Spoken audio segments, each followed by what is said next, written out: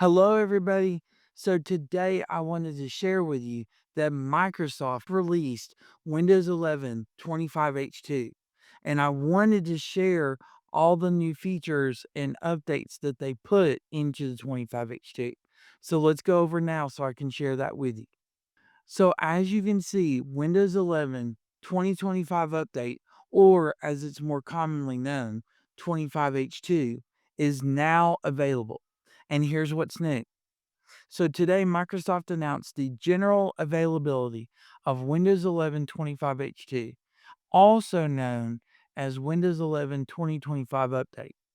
Now, Windows 11 25H2 is just a minor update, and it shares the same platform release as Windows 11 24H2, which means both versions will get the same cumulative updates, features, and fixes every month. Now, Windows 11 25H2 is installed on top of version 24H2 through the enablement packages, or EKB, which is less than 200 kilobits in size. So, Microsoft describes EKB as an update package that helps update a device to the next version of Windows with a single restart that reduces downtime. However, remember that most users will not see the update today. As Microsoft says, the update is being gradually rolled out around the world. Now, if you're still on Windows 11 23H2 for some reason, you'll not get an EKB. Instead, you'll get a full OS swap, which is similar to the Windows 11 24H2 update when it was installed on your computer. Now, to install Windows 11 25H2 right now, you can download the installation assistant. Now, here is what that page looks like, and I'm going to include a link to this page. But as you can see, here's the Windows 11 installation assistant, and here's the download button. So, all you would have to do is click download now, and then it would open up the Windows 11 installation assistant, and you would just go through it, and it would automatically update your Windows 11 to 25H2.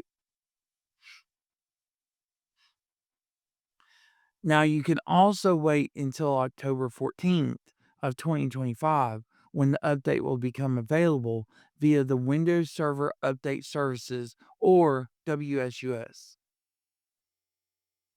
So, what can you expect from Windows 11 25H2? Well, in a blog post, Microsoft noted that Windows 11 25H2 comes with better vulnerability detection. It also noted that Windows 11 25H2 enables AI assisted secure coding.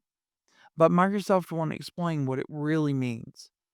Now, the company stated this: version 25H2 includes significant advancements in build and runtime vulnerability detection, coupled with AI assisted secure coding.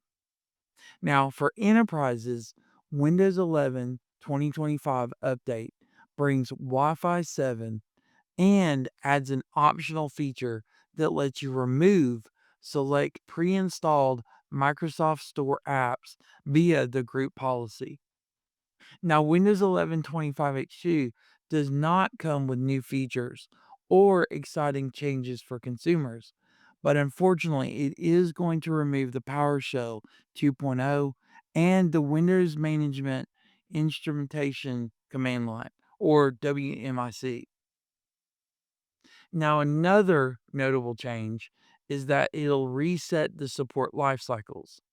That means that you'll get another 36-month support lifecycle for any of the enterprise or education editions. And if you happen to have the Pro Education, or Pro for Workstation editions, you'll get another 24 months. And then for consumers, the Windows 11 25H2 support ends in October of 2027. Now, I thought this may be beneficial to some of you because you may want to go ahead and install the 25H2. Now, if you don't want to, you can still stay on 24H2, especially if you need to have the PowerShell 2.0 or the Windows Management Instrumentation Command Line, or WMIC. So if you need either one of those, you may want to hold off on installing 25H2.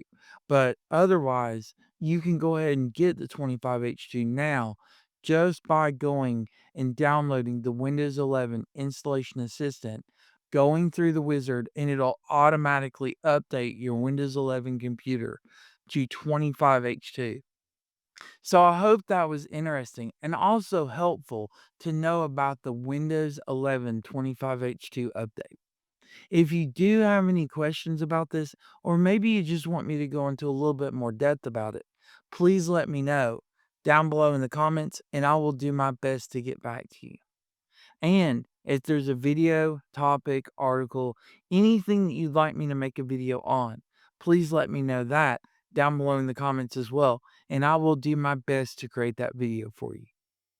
And if you found this helpful and you'd like to support this channel, I left a link in the video description where you can buy me a cup of coffee if you'd like to.